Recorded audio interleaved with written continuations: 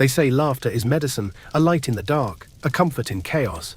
But I learned long ago that in the wrong hands, laughter is also a weapon, a command, a mask. So tonight, I want to take you somewhere shadowed, to a place where joy was demanded, not shared, where jokes could kill, where the bells of a jester's hat echoed louder than a scream. But before we begin, if stories like this make you feel something, a chill down your spine, a flicker of thought you can't quite shake, then take a moment to like this video and subscribe. I don't do this for the applause, I do this to remember, and to remind. Now dim the lights, let the noise of the day fade away, close the door on the ordinary world. Because where we're going, the ordinary doesn't exist. Where we're going, you are not safe, not even if you're the one making everyone laugh. You see, I once thought being the funny one was a gift. I was always the one to crack a joke at the wrong time, to juggle fruit when tempers ran hot. But then I read about the court jester, and I realized maybe I was lucky to live now and not then. Because back then, a laugh wasn't a blessing. It was a burden. Being a jester wasn't a career you aspired to. It was something that happened to you, like illness or fate, or a cruel trick from whatever god was watching that day. You didn't go to school to study clownery. No one tucked you in at night whispering, "One day you'll wear the bells." No. You got picked, chosen, plucked from obscurity because you were strange, wrong in a way that amused someone with power. Maybe it started with a stumble, slipping in the mud during a feast while nobles swilled wine and whispered of war. Maybe you made someone laugh once, a baron perhaps, drunk and easily entertained. And from that moment on, your life was no longer your own. You were the fool, the dancing puppet, the accidental mascot of someone else's story. I remember reading about one man, nobody remembers his name of course, they rarely do, who had a crooked back and a mind like fire. They say he mimicked the bishop once, voice perfect, hands flailing just so. The king laughed so hard, he spilled his goblet. And just like that, the man went from farmhand to court jester overnight. No training, no warning. Just a hat with bells and a command. Be amusing, forever. And what if you weren't funny that day? What if you bombed the next joke? There were no polite silences, no sympathetic glances. In the court, laughter was currency, and the moment you couldn't pay up, you were out. Not out like fired, out like flayed, like forgotten, like gone. Some jesters were bought, collected like pets, exotic and strange, paraded before guests like strange birds with clever tongues. I remember once dreaming I was in such a court, standing at the long stone table while men in velvet pointed at me, laughing before I'd even spoken. I woke up shaking, the sound of imaginary bells still ringing in my ears. They lived in castles, but never as guests. They dined near the nobles, but always after the hounds. They were mocked while serving mockery, and they were always, always watched. You never got to stop performing, ever. Even walking through the great hall was a show. Step too softly, and you were suspected of plotting. Smile too little, and they'd say you'd lost your touch. Speak plainly, and they'd accuse you of treason disguised as wit. But smile too much, and they'd call you mad. Sometimes I wonder what it would be like to live with that pressure, to be summoned in the middle of the night because the queen couldn't sleep, and someone decided only your nonsense could soothe her. Can you imagine? Someone knocking on your door while the moon hung low and silent, whispering, "The king's dog sneezed. Do something funny." You become not a man, but a performance. You are no longer allowed to have bad days. If your heart breaks, you must break in rhythm. If your mother dies, you must still dance. There was one jester, again the name is lost, who made a joke about the queen's cousin's gambling problem. She laughed. The king did not. That night the jester slept in chains. Or maybe he didn't sleep at all. Because here's the terrifying truth. The line between funny and offensive in a medieval court? It moved. Constantly. On Monday, sarcasm was clever. On Tuesday, it was blasphemy. And if you were lucky, they just ignored you. If you weren't, well, there's a reason we don't have jester graveyards. No one marked the spot. The hat, the costume, the bells. They weren't just symbols. They were cages. They ensured everyone knew what you were, made sure you didn't forget it either. I've seen illustrations of those costumes, garish patchwork things made to draw attention and strip dignity. Loud colors, curled shoes, bells not to help your rhythm but to warn people you were near. Like a leper, like a disease. And that's the most haunting part, isn't it? That the jester wasn't just laughed at, he was used. as a distraction, as a scapegoat, as an emotional punching bag for the most powerful people in the land. Nobles couldn't insult each other. But you were fair game. And sometimes I think, how much of myself would I lose if I had to be on all the time? What would happen to my soul if I could never show sadness or fear or even silence? What happens to a man who is only allowed to laugh? Because that's what the Jester's curse really was. He had to smile, even when he was dying inside. They always laughed when I was the funny one. Always. Not because they understood the joke, not even because they wanted to laugh. They laughed because they expected it. Because it was easier than silence. And once you're the one they laugh at, or laugh with, it doesn't really matter. They never stop expecting it from you. The moment you stop being funny, they stop seeing you. That's where tonight's story begins. Not in a comedy club, not in a theatre, but in the cold stone corridors of a medieval castle, where laughter echoed not from joy, but obligation. Tonight, I want to tell you about a man who wore his jokes like armor, and his suffering like a secret. The court jester. And no, not the cute cartoon fool with bouncing bells and harmless pranks. Not the plush mascot from the village fair. This is something darker, sharper, more tragic. This is the story of a man trapped inside a costume made of expectations, forced to dance every day on the edge of a knife. A man who knew that one wrong joke could mean the dungeon. Or worse. And if that sounds like a story worth telling, one that unsettles you a little, makes you question the stories you've heard, then now's the moment. Like the video. Subscribe, only if you feel it though.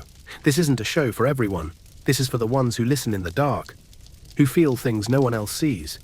Tell me where you're listening from, and what time it is for you. That always fascinates me. The strange hours when we choose to hear the forgotten. Now dim the lights. Light a candle if you have one. Let the world outside fall away. You're not there anymore. You're in a hall of stone, damp with the cold breath of winter, where torches flicker and shadows seem to lean closer. You're standing near a long oak table, heavy with meat and wine. Gold goblets gleam beside the dripping mouths of nobles, and at the far end sits a king who hasn't smiled in 3 days. He lifts his hand, and they call for the fool. You don't apply to become a jester. No one trains for it. There's no academy, no apprenticeship. You don't send a letter to the king saying, "I'd like to audition for the role of your favorite disposable clown." It just happens. Sometimes it's because you're strange. Maybe you were born with a limp, or a shrill voice, or eyes that never quite focused on the same spot. Maybe you were too clever for your own good, or too quick with your tongue. And one day, someone important noticed and said, "He's funny, let's keep him." You laugh once, just once, at the wrong feast in front of the right person. Maybe it was accidental. You slipped in the mud. You burped too loudly. You said what everyone was thinking about the Duchess's ridiculous hat, and they roared. And the next morning, you're not back at the stables or your family's hut. You're inside the castle, handed a costume, a name, a new life. Congratulations, you've been drafted into a lifetime of compulsory laughter. Sometimes they bought you. Literally. Traded for you like a shiny bauble, passed from one noble to another as if you were some exotic animal. Something to show off. "My lord," one duke would say to another, "have you seen my new fool? He speaks in riddles and juggles fire." And the other would chuckle politely while secretly wondering how he might get one of his own. You weren't a man anymore. You were entertainment on legs. And from that moment on, your time was not your own. You were no longer allowed to simply exist. Every second you were seen, you were expected to amuse. And let me tell you something. There is nothing more terrifying than being funny on command. Because here's the thing. It never stops. Even when you aren't officially performing, you are still the fool. Walking through the grand hall, better make a flourish, passing the queen during dinner, flash an ironic grin or offer a joke about your own outfit. Sit too still for too long and someone will whisper, "Why isn't the jester being foolish?" Heaven help you if you ever show an honest emotion. Sadness makes them uneasy. Anger is dangerous. Thoughtfulness? That's suspicious. If you're not grinning like a madman, spinning a wooden plate on your head while balancing on one foot, they'll assume something's wrong. Worse, they'll assume something's wrong with you. Because in their minds, you're not really a person. You're a creature made of laughter, a wind-up toy in a patchwork suit. Your room is small, not in the tower, not even near the guards. You sleep beside the kitchen or behind the broom closet. You're close enough to hear the nobles drinking and laughing through the night, but never close enough to join them. Your meals, whatever's left, your clothes, whatever's discarded, your life, a threadbare imitation of theirs, close enough to touch, but always just out of reach. You learn quickly that the nobles don't care if you're tired or grieving or sick. They only care if they're bored. If the hunting party failed, or the king's dog sneezed too loudly, or the wine ran dry, guess who they summon? You. Even if it's midnight, even if your hands are shaking, even if you're so exhausted your smile feels like a bruise. You go, you perform, because you don't have a choice. And the performance never ends. It doesn't matter if your mother died the night before, doesn't matter if your stomach aches from hunger or your skin is burning with fever. When they call you, you go. You smile, you joke, you fall down and make them laugh, even when what you really want to do is lie down and disappear. Because here's the truth no one tells you about being the funny one. Once they know you can make them laugh, they don't want anything else from you. Not your thoughts, not your pain, not your humanity. Just more laughs. Always more laughs. I used to think the Jester had it easy. I used to imagine him as the lucky one, free from rules, dancing around the edge of power, able to speak truths that no one else could. But that's the illusion. That's what they want you to believe. The reality? You're the only one in the room not allowed to be serious. Everyone else can cry, rage, pray, fall apart. The king can slam a goblet into the wall. The queen can scream at the servants. The knights can sulk like spoiled children. But you juggle through the tension, you laugh through the tears, you dance through political backstabbing with bells tied to your ankles and a forced grin on your face. And if you stop, if the smile slips, if your joke falls flat, you're not just boring, you're dangerous. Because in that moment, they see you for what you really are, not a toy, not a prop. A man. And a man in pain is a mirror they don't want to look into. So you keep going. You learn to stretch the smiles, to pad your words with double meanings. You joke about the bishop's greed by pretending it's a story about a greedy rooster. You mock the queen's cousin's gambling problem through a riddle about a pig who keeps losing his pearls. And sometimes they laugh, not because it's funny, but because they recognize the truth. And they hate that you were the one who said it. Some nights when I close my eyes, I see it, the Jester's wardrobe hanging there like a sentence. The hat, of course, that awful flopping thing with bells on each tip, shaped like horns, like you're the devil they let in for entertainment. And the tunic, a garish patchwork of colors no sane tailor would combine, blue beside yellow, red beside green, loud and mismatched on purpose. You're meant to clash, to look ridiculous. And the shoes, those curled slippers with bells on the toes, perfect for slipping on spilled wine or tripping over your own dignity. Even your belt is a joke, oversized and twisted, useless for carrying anything practical. You couldn't defend yourself if you wanted to. You're a joke before you even open your mouth. And here's the irony. No matter how smart you are, no matter how skilled, they'll never see you that way. You could juggle knives while quoting Cicero. You could compose satire sharp enough to slice through policy. But all they'll ever say is, do the funny voice again. It reminds me of someone I knew once, not a jester in the literal sense, but close enough. He worked in entertainment, spent every waking hour trying to make people smile, wore his joy like armor, but underneath he was breaking. And no one noticed. Because when you make people laugh, they forget you might be hurting. They forget to ask. That's what it's like for the jester. Your best performances come when you're in the most pain. That's when the nobles laugh the hardest. When you trip, when you fail, when you break. Because your failure reinforces the world they believe in, the world where they're above you, smarter than you, safer than you. They want to believe you're an idiot in a funny hat, not someone dangerous, not someone who could see through them, and certainly not someone who could outshine them. Because that's the real threat. If you're too good, too clever, too talented, you don't get applause. You get silence, or worse, punishment. I remember a story about a jester who wrote a brilliant piece of political satire. He disguised it, of course, wrapped it in metaphor and rhyme, made it about talking animals and silly little rhymes. But the nobles heard it, and they knew. They knew he was speaking about them. And for a while they laughed, until the king stopped laughing, And then no one did. The jester vanished not long after that. Some said he was banished. Others said he was executed quietly. A few whispered he was still alive, hidden away in the dungeons, forgotten by everyone except the rats and the cold stone walls. No one really knows. That's how it always ends. Not with applause, but with silence. Because the truth is dangerous, and the jester lives closer to it than anyone. The silence is what stays with me. Not the laughter, not the applause, but the moments after. When the hall empties, the wine spills, the nobles retire to their candle-lit quarters, and you're left alone in a room that still echoes with your own voice. That's the part no one tells you about, the aftermath. When the mask slips off and you realize it's not a mask at all, it's your face now. The jester doesn't get to go home. There is no off-stage.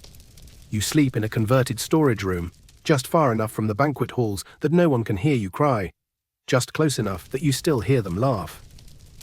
You eat what's left, bones scraped clean, bread gone stale, a goblet of wine poured only after everyone else is passed out or gone.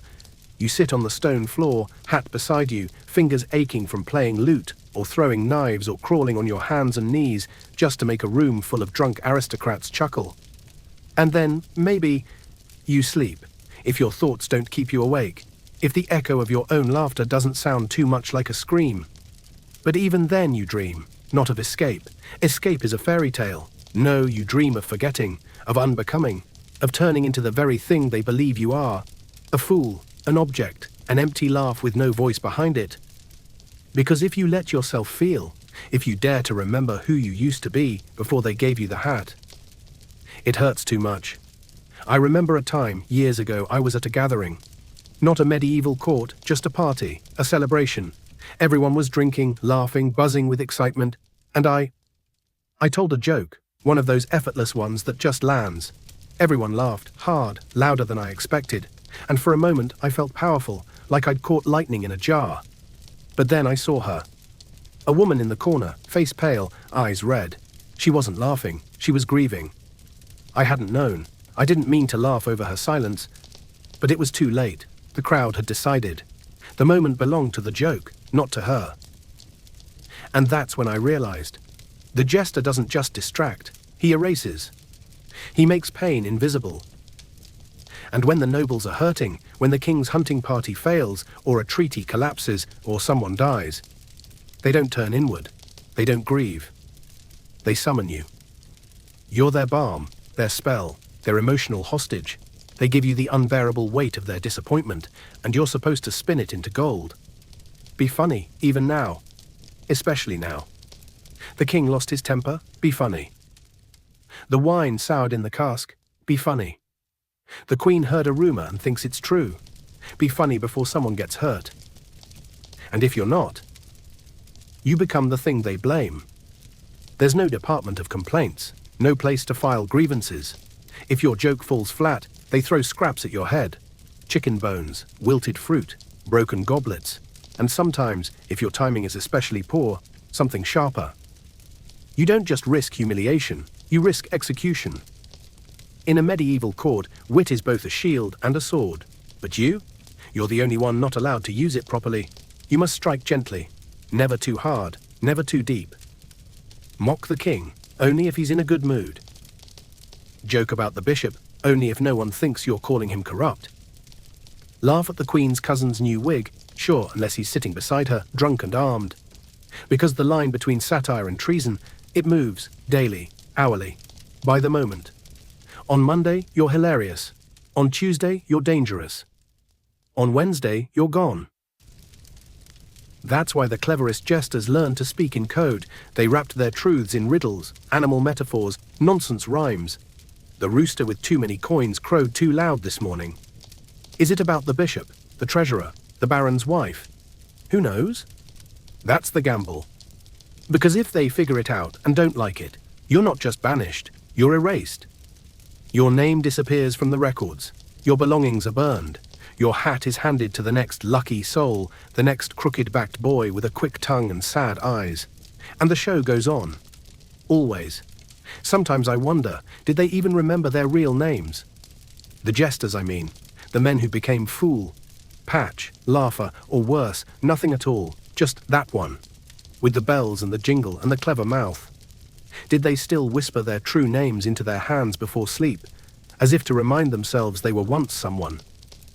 Or did the name fade away the same way their dignity did, slowly, without fanfare? Because you stop being a person when you become the jester. That's the whole point.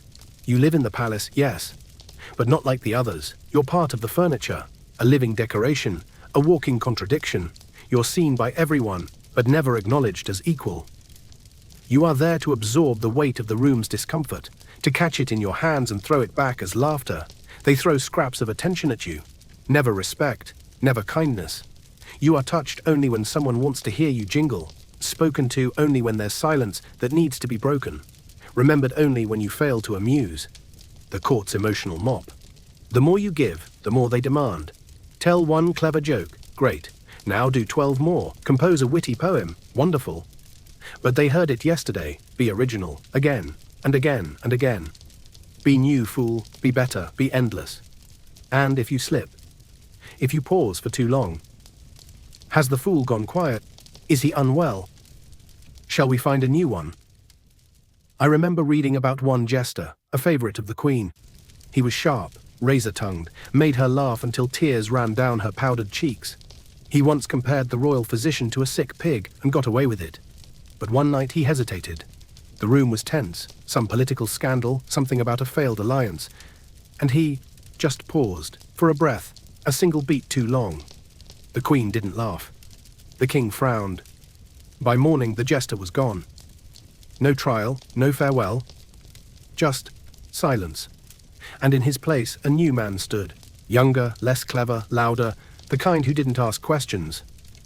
It's the same pattern, over and over. You're allowed to speak truth, but only until that truth cuts too deep. You're allowed to mock, but never mock power itself. Not really, not where it hurts. Because laughter in the court is not joy, it's armor, and the moment your joke becomes a blade instead of a shield, they throw you away. But they don't stop laughing. That's the most twisted part. The court keeps laughing, even after you're gone. They'll joke about your disappearance. They'll say things like, I suppose he danced out of step one too many times, and then raise a goblet and toast your vanishing like it was just another jest. They don't mourn fools. They replace them. And sometimes, if you were too clever, they erase you from memory entirely. But not completely, because there's always the bells. The ones someone finds tucked into a drawer months later. A loose jingle in the night, a sound in the hallway that makes the cook stop and whisper, "Did you hear that?" Like a ghost passed by in patchwork. Because you never really leave, not all of you. Not if you were truly brilliant. And some jesters were. That's what makes this story hurt the most. Behind the foolishness, behind the dances and pratfalls and rhyming insults, many of them were geniuses, poets, philosophers, musicians, observers, people who understood human nature better than the courtiers they entertained. They played dumb because it was safer. They stumbled because brilliance in a fool's mouth is only acceptable if it's softened with slapstick. You couldn't shine too brightly, that would threaten them. You had to be clever but not wise, brilliant but not acknowledged, sharp but with the edge always turned inward. I read once that there was a jester who could recite 5 languages, who composed a satirical play mocking the entire court, performed it with puppets and metaphor so layered no one caught on until weeks later. He was dead before the year ended. No one mentions his name, but the play survives. In fragments, because even when they tried to kill the fool, they could never quite erase the message. That's the secret. The jester was never just there to be funny. He was the mirror. And that's why they feared him. They feared the mirror he held because unlike polished silver or clear water, his mirror distorted everything just enough to reveal the truth. You see, the jester didn't tell you who you were. He told you who you pretended not to be. He spoke in riddles so he could say what no one else dared. He twisted metaphors around people's necks like garlands of truth. And the nobles, they laughed. But inside they squirmed, because they knew. They knew the rooster in his fable was the bishop, that the pig who lost his pearls was the queen's cousin, that the dog who chased its own tail was the king himself. They just hoped no one else noticed. And yet everyone did. They always do. They just pretend not to, because if they acknowledged the jester's meaning, they'd have to admit the joke was on them, that they were exposed, that someone in rags and bells understood their souls better than their priests and poets combined. And in a world ruled by masks, that kind of honesty is the deadliest sin. But you can't execute someone for being right, not publicly, not politically. So you wait, you watch. You look for the moment when the fool falters, a poorly timed insult, a misread room, a joke that lands 1 inch too far to the left. And when it comes, the trap springs. Suddenly the court that once roared with laughter is silent. Suddenly the people who clutched their sides and wiped tears from their eyes now clutch pearls and speak of decorum, of respect, of courtly grace. Suddenly everyone is scandalized. And the fool is gone. But let's not romanticize it. Let's not pretend the jester dies a martyr. He doesn't get a noble death. There's no execution with dignity, no final speech. Sometimes he's whipped, sometimes he's hanged, sometimes he just vanishes. His bed is found cold, his clothes left folded, his name never spoken again. And no one asks why. Because deep down they all know why. It was because he knew too much. Because he saw too clearly, because he made them laugh too hard at truths they couldn't bear to face. And they'll never admit it. But every time they hear a jingle echo through an empty corridor, they remember. I remember once during a storm, sitting alone in a library, reading about jesters who became spies. Not in a novel, this was real. In some courts, the jester was the one who knew everything, because he was invisible. Because people spoke freely around him, nobles whispered secrets during banquets, thinking he wasn't listening. Servants gossiped near him, thinking he didn't matter. And the king relied on him. "Tell me what the bishop said when I left the room," he'd say. "Tell me what the foreign envoy whispered to the queen." And the jester would answer, sometimes in riddles, sometimes in song, sometimes with a story about a cat and a crow that wasn't about animals at all. But every answer was a test. Say too much and you offend. Say too little and you look disloyal. Tell the truth and you're dangerous. Tell a lie and you're useless. It's a tightrope made of spider silk. And that's the part I think breaks them in the end. Not the jokes, not the humiliation, not even the fear. It's the knowing. Knowing everything and being trusted by no one. The servants think you're a spy. The nobles think you're a joke. The guards think you're mad. And the king? He thinks you're useful. Until he doesn't. There was one jester. I don't remember the name, but I remember the ending. He overheard something. Something real. A plan, maybe. A secret. He told the king, as he was expected to. But the king didn't want to hear it, because it implicated someone he liked, someone important. And so the jester was punished. Not for lying, but for telling the truth. And so he learned, and the next time he had something dangerous to say, he told it in a fable. A talking bear, a dishonest owl, a riddle no one could quite solve. But the king never asked again. He didn't want the truth. He wanted to laugh. Even in the shadows, even in the rot and the fear and the betrayal, he still just wanted the fool to perform. And that's when the jester becomes something worse than broken. He becomes empty. Because when you learn to bury your thoughts so deep that no one can find them, even you stop being a man. You become the mask. But even in his emptiness, the jester had to be filled, with noise, with smiles, with mockery. He had to be animated, possessed by the spirit of levity, even as the weight of silence grew in his bones. Because no one, not one soul in that court, wanted to see what hid behind his grin. And heaven forbid he showed it. Once, just once, a jester dared to speak without jest. It happened during a feast, long after the laughter had died down and the wine had turned sour in the goblets. He rose to his feet, still in costume, still wrapped in bells and rags and colors.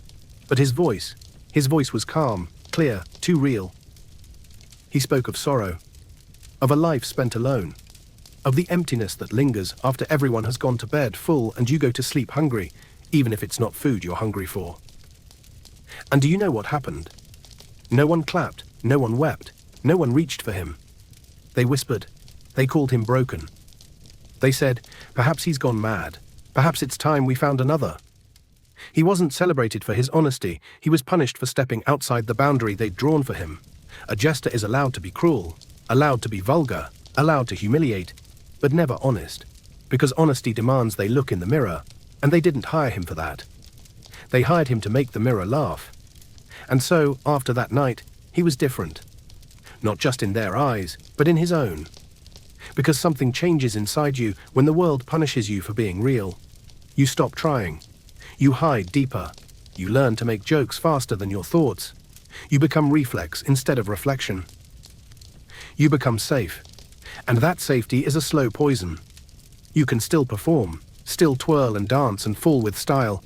But each time you do it, it's less you. It's more the role, the expectation, the thing they want you to be. You tell a joke, they laugh.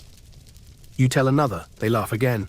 But inside, you don't even know why you're laughing anymore. The sound comes out like a cough, dry and automatic. Because it's not joy. It's muscle memory. It's survival. I remember reading a quote once, just a few lines scribbled in the margin of an old book. It said, "The longer you pretend to be someone else, the harder it becomes to remember who you were." The jester never gets to remember. And maybe that's the point. Because in time, even the laughter starts to feel like mockery. Not because it's aimed at you, but because you realize it never really wasn't. They don't laugh because they admire your wit.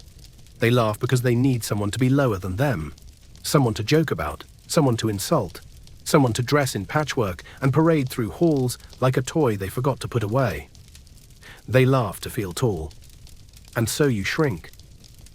You shrink to fit their expectations. You shrink to avoid the blow. You shrink so small that one day you look in the mirror and the only thing you see is the costume. Even your movements betray you. You walk with a twitch now, exaggerated and bumbling. Not because it's natural, but because it's expected. You laugh too loudly, not because it's funny, but because silence is dangerous. You bow too deeply, not out of respect, but because you've been hit enough times to know what happens if you don't.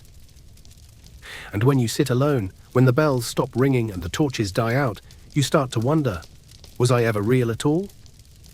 Sometimes I think about what the jester might do on his rare day off. If such a thing existed, would he walk into town, blend into the crowd? Would he take off the hat and try to pass as a man? No, he couldn't. Not because they wouldn't let him, but because he wouldn't know how. The jester has no trade, no land, no name worth writing. He's not a merchant, not a blacksmith, not a scribe. He's not anything outside the castle walls. In fact, the moment he steps outside, he becomes less than nothing. A clown in rags with no purpose. A man who speaks too strangely, dresses too loudly, and knows far too much about nobility to be trusted. They'd call him mad, or worse, a vagrant, and in the medieval world, being without purpose was a crime all its own. You couldn't just walk away from the bells. They followed you. And if you did manage to disappear, to vanish into some countryside village and hide among the peasants, they'd still remember you when the laughter died. Someone would say, "Bring back the fool, he made us laugh." And just like that, you'd be dragged back. Because you're not a man. You're a function. A tool. A source of relief when the world grows too heavy. And God forbid you ask for something real. Like protection, like rest, like dignity. Because then they remind you of your place. Know your role, fool. You're here to amuse, not to matter. And the terrifying part? You start to believe it. You believe it because it's safer to believe than to resist. Because resistance means pain, means punishment, means looking into their eyes and seeing with brutal clarity that they never loved you. Not really. They loved what you gave them, the relief, the distraction, the lie. So you give more. You perform harder, you invent new characters, you write new verses. You dance until your legs ache and your smile cramps, and every laugh you wring from them feels like a tiny death inside your chest. But you do it, because you've forgotten how not to. And deep down you know the truth. You can't stop, because the moment you do, they'll notice. And the moment they notice, you're done. So you keep going. You polish the act, you train your face to smile on cue. You build layers around yourself, like armor made of irony. You turn your pain into punchlines. You weaponize your heartbreak. You make your exhaustion look like performance. You become your disguise. And that's the tragedy. The joke isn't that the fool is foolish. The joke is that he's the only one who sees what's really happening. And no one believes him because he's laughing while he says it. Because that's what they expect. And that's the part that gets me. The expectation. The constant weight of it. Even when you're not on stage, you are. You can't just walk through the hall. You have to strut. You can't just nod to the queen. You have to bow with flair, maybe blow a kiss, maybe trip over your own feet just enough to make them giggle. Even sitting alone is dangerous. Because someone will see you and ask, why isn't the fool being foolish? And then the attention turns, and the pressure builds. And you have to rise again and make something funny out of nothing, just to survive the moment. And gods help you if they're in a bad mood. Because when the king is angry, when the wine is sour, when the council argues, you are the target. They can't hit each other, so they hit you. With words, with bones, with glances sharp as daggers, or real daggers if they're drunk enough. And what can you do? Nothing. You can't protest. That would be seen as mockery. You can't cry. That would make them uncomfortable. You can't leave. You don't belong anywhere else. You're trapped. Trapped in a suit you didn't ask to wear. Trapped in a performance you can't stop giving. Trapped in a role that drains you piece by piece until all that's left is the laughter. Hollow, forced, rehearsed. It becomes your only language. I once tried to explain this feeling to someone. Not the jester's role exactly, but the sensation. The idea of being expected to perform happiness when you're quietly falling apart inside. I said it felt like smiling underwater, like your lungs are filling, but everyone's clapping because they think it's part of the act. They said, that sounds dramatic. And I thought, yes, it is. Because that's what performance is. It's pain dressed as drama, it's fear choreographed into comedy. It's truth buried under layers of applause. And nowhere is that clearer than in the jester's costume. Have you ever really looked at it? It's not just colourful, it's deliberately absurd. The hat isn't decorative, it's humiliating. Shaped like horns, tipped with bells, meant to mark you as ridiculous from the moment you enter the room. And the clothes, patches of clashing colours, stitched from scraps, not chosen, assigned, designed to make sure no one ever forgets. You are beneath them. Even your shoes mock you. Curled toes, jingles at the tips. You can't sneak, can't run. Every step you take is an announcement. The fool is coming. The joke is near. And gods help you if the joke runs out. Because then you're not just a failure. You're a threat. When the laughter dies, what remains? Not admiration, not pity, not forgiveness. Just fear. Because now they're left with what you were hiding all along, the mirror, the sharp truth beneath the bells, the reality they never wanted to see. That you, this thing they laughed at, understood them, saw them, maybe better than they saw themselves. And that's terrifying. So they removed the threat. Quietly. Efficiently. You disappear. Your hat ends up on another head. Your name vanishes from the records. Your stories become did you hears and once upon a times. And no one asks why. Because no one wants to admit they needed the joke to feel safe. No one wants to admit they killed the one man in the room who was never really laughing. The strange thing is, when a jester dies, the court doesn't mourn. They replace. That's the system. That's the rule. You don't bury the fool with honor. You don't etch his name into stone. You don't sing a song or hold a moment of silence. No. You open the wardrobe, dust off the old hat, and find someone new to wear it. Because the jester isn't a person. He's a utility. A mood regulator. An emotional butler with bells on his sleeves and tragedy buried in his chest. You'll never hear a noble say it, but the truth is, they need the jester more than they need the priest, the knight, even the king. Because without someone to carry the unbearable weight of their hypocrisy, their failures, their pettiness, their cruelty, without someone to turn it into a rhyme or a pratfall, it all becomes too heavy to bear. That's why you're summoned to every feast, every wedding, every royal negotiation. Not because they like you, not because you're funny, but because your humiliation is part of the ritual. You are the living sacrifice that keeps the court from choking on its own reflection. From the moment guests arrive, eyes are on you. Do a trick, fool. Tell a joke. Make us laugh at Lord Wensley's lazy eye. Fall down, dance, sing. Be smaller than our shame. And you do. Because what else can you do? You move from cluster to cluster like an animate shadow, not invited to sit, but always present, orbiting the table like a jingly little moon, pulling smiles from people too self-important to offer one themselves. And when the wine flows, that's when the mask of civility truly slips. That's when the games begin. It starts small. Someone pulls your hat down over your eyes. Someone else pokes your stomach and laughs when you flinch. Then the demands escalate. Do the voice. Imitate the bishop. Mock the ambassador. Fall again, harder this time. And if you hesitate, if you stop for one breath, there it is. That look. That cold flash in a noble's eyes that says, you are no longer amusing. And now you're in danger. Because you are not entertainment. You are expected entertainment. And when the performance fails, the anger doesn't fall on the wine or the argument or the bad mood. It falls on you. You were supposed to keep the room laughing. You failed. So now they slap, they jeer, they throw bones and spit and sharp little comments that draw blood even faster than a blade. And you smile. Of course you smile. Because that's the job. You take the hit, you turn it into a joke, you laugh so loud no one hears the breaking. But you feel it. Oh gods, do you feel it? Later alone, you'll replay the moments. The thrown leg of lamb, the nobleman who mimed your limp, the whisper from the queen, I think we should find a younger fool.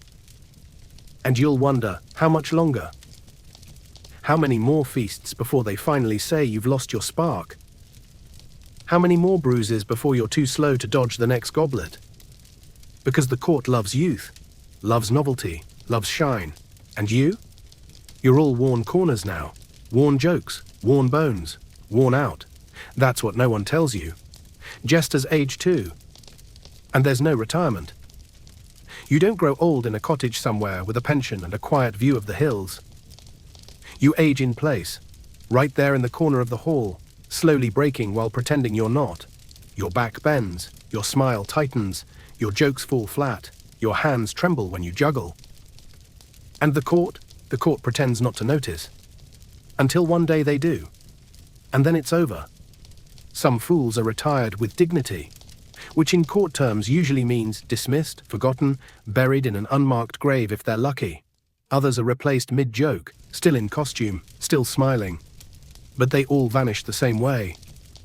Unseen, unmourned, unwritten. Because no one records the legacy of the fool.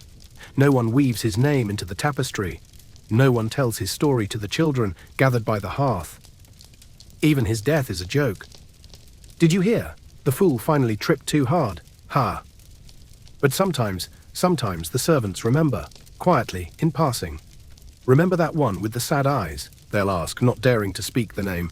He told that joke about the dog and the priest, the one that made even the king laugh. And then they go quiet. Because the moment you speak of a fool too fondly, you're at risk of becoming one yourself. It's better to forget. It's safer. But I don't forget. I can't. Because I see the pattern everywhere, not just in the castles and courts and dusty scrolls. I see it in offices, in dinner parties, in friend groups. I see the fool re-emerge in every person who's learned to use humor as a shield. Every person who tells a joke so no one asks how they're really doing. Every person who turns pain into performance because that's the only way they've been taught to survive. The fool never died. He just changed costumes. He stopped wearing bells and patchwork and started wearing a smile at the wrong time. And I think that's why his story matters. Not because it's tragic, not because it's historical, but because it's familiar. Because maybe if we really look, we all wear a bit of the jester's hat. Not all the time, not every day, but enough. Enough to know what it means to hide sadness in a punchline. Enough to understand the cost of being the reason others laugh. Especially when you don't want to. Especially when you're the only one who knows the joke isn't funny anymore. And maybe that's the cruelest joke of all. That the jester, this strange tragic figure draped in bells and scraps, is the one who understands us best. Not because he's better, but because he's suffered longer.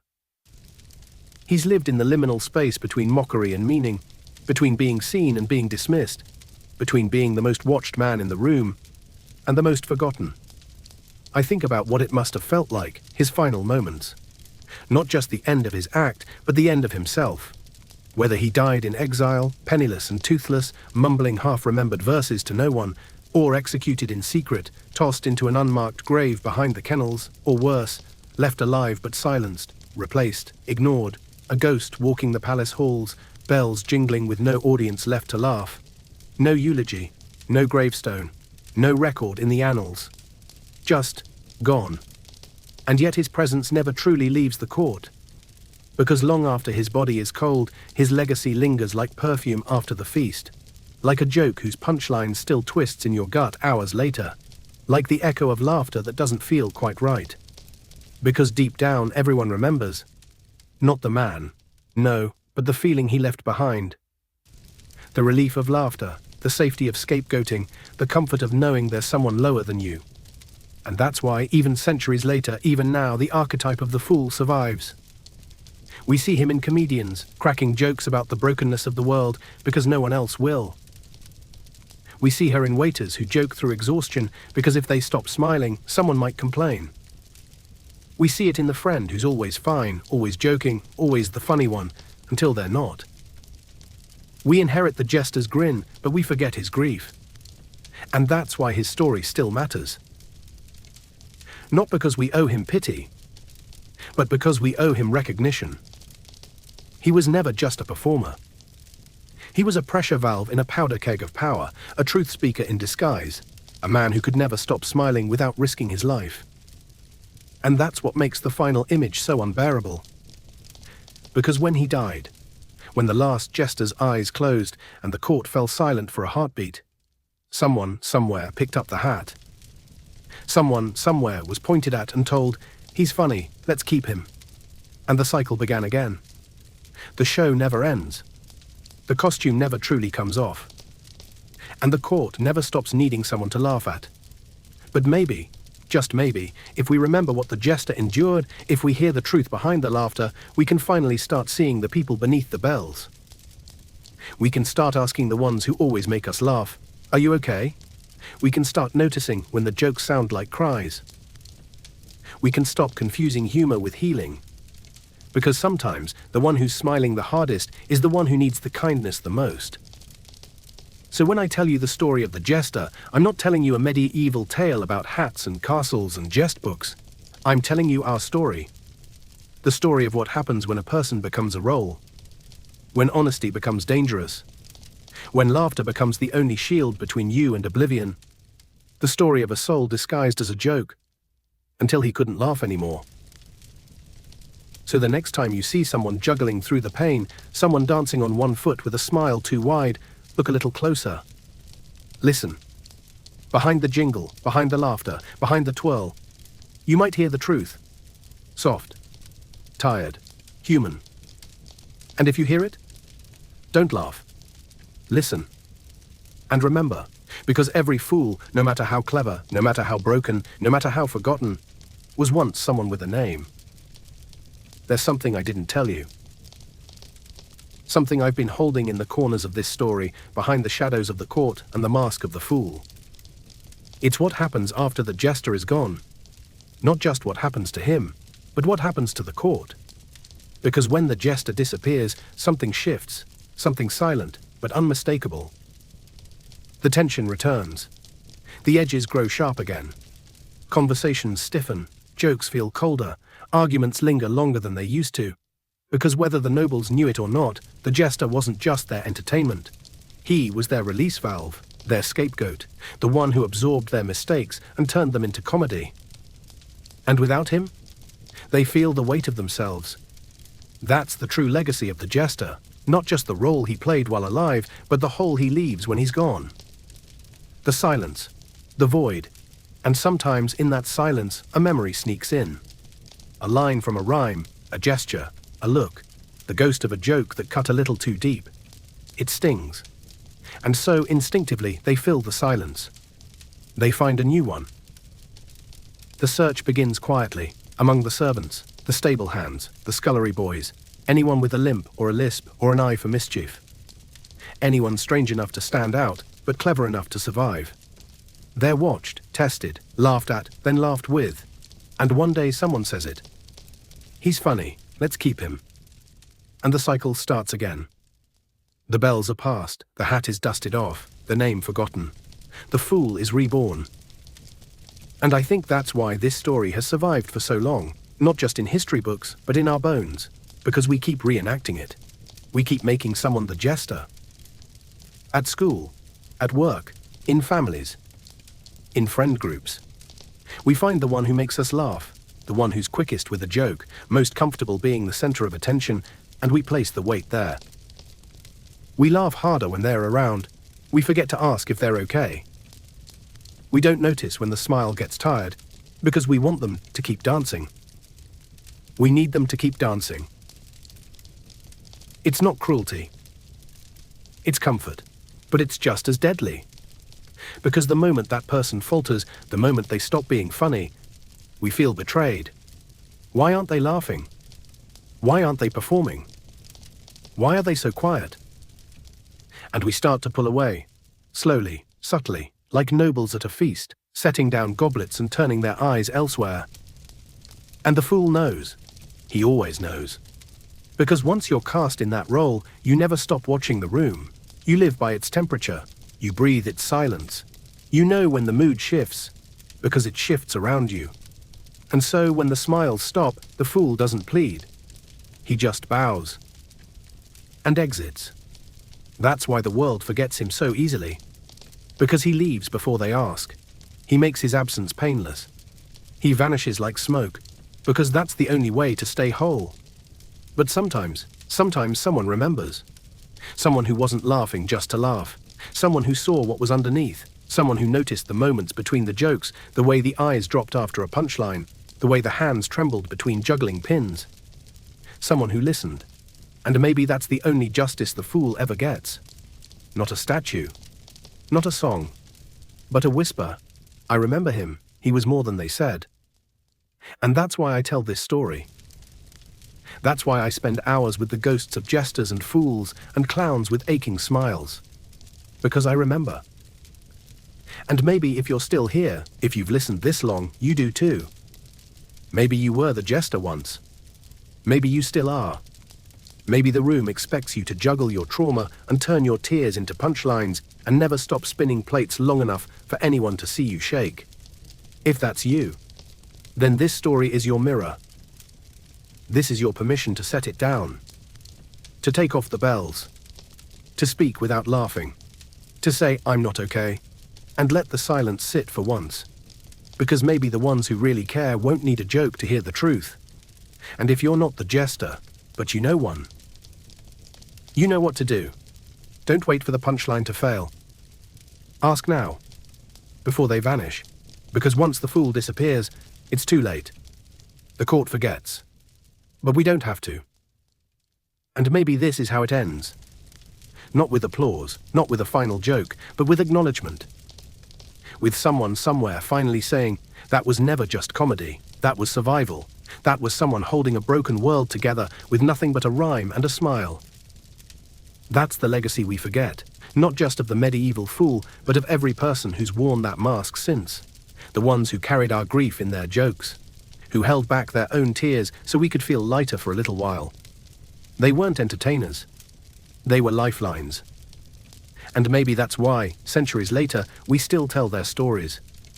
In the whispers, in the shadows, in the quiet moments between the laughs. Because we're not just remembering the jester. We're warning ourselves that if we keep demanding smiles and jokes and laughter from the ones who hurt the most, someday there won't be anyone left to make us laugh. And we'll finally hear the silence they lived in all along. So if you see someone juggling pain behind a smile, don't laugh. Listen.